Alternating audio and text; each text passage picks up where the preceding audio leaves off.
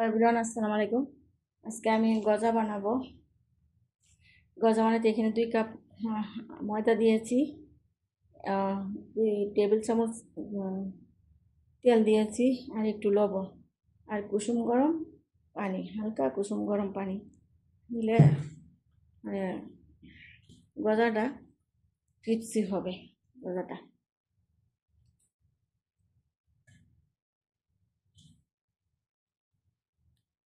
অল্প অল্প করে পানি দেব।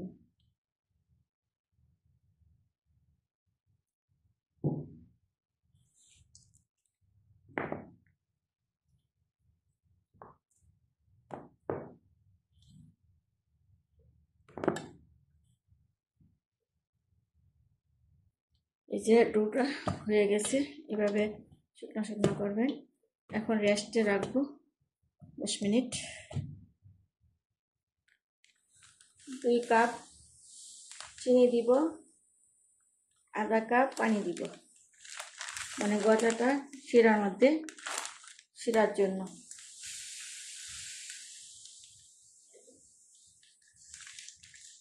দুই কাপ চিনি দিলাম আর আধা কাপ পানি।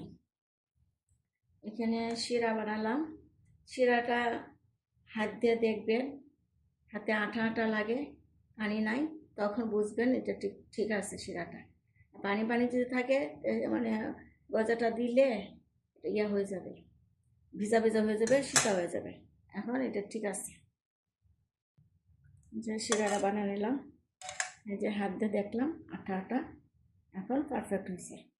তারপর একটু মুছে নিলাম, ডোটা মুছে নিলে সফট হবে।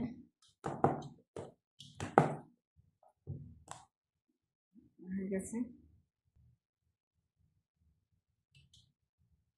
ছোটো ছোটো করে লিচি কেটে নিলাম।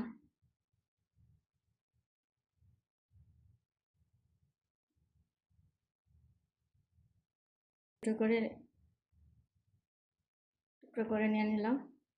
এখন বানাবো, এটার মধ্যে বানাবো। এটা পরিষ্কার করে নিয়েছি, কারণ এই টেবিলে বসে বসে বানাবো। আর এই যে আমার যেটা রুটি বানায় এটা ভারী, মানে পাটা আছে না, পাটার মতো।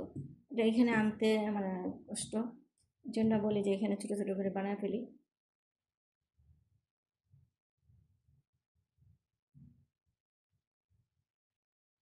লম্বা লম্বা করে রাখবেন। বিসমিল্লাহ।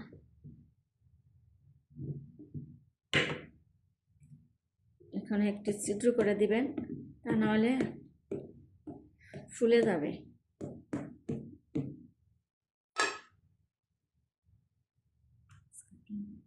এত পাতলাও করবেন না, এত ঘন করবেন না। এই যে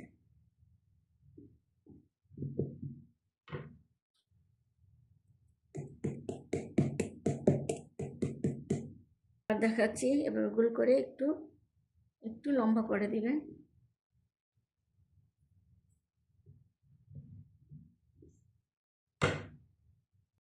যে অনেকটি বানালাম, যে কিছু বানালাম, কিছু রয়েছে। এখন এটা তেলে ভাজবো।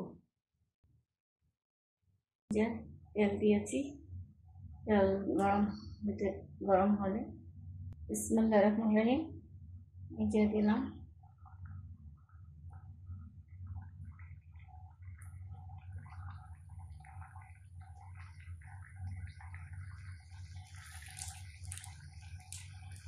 সাবধানে দিবেন, তেল ছিটা দেবে না যায়, গায়ে পড়ে না পড়ে।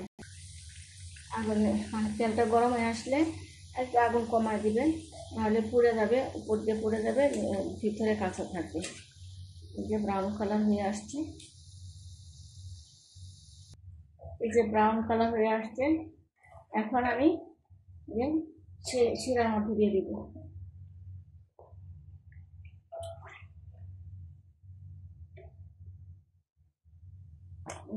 শিরার মধ্যে দিয়ে দিব।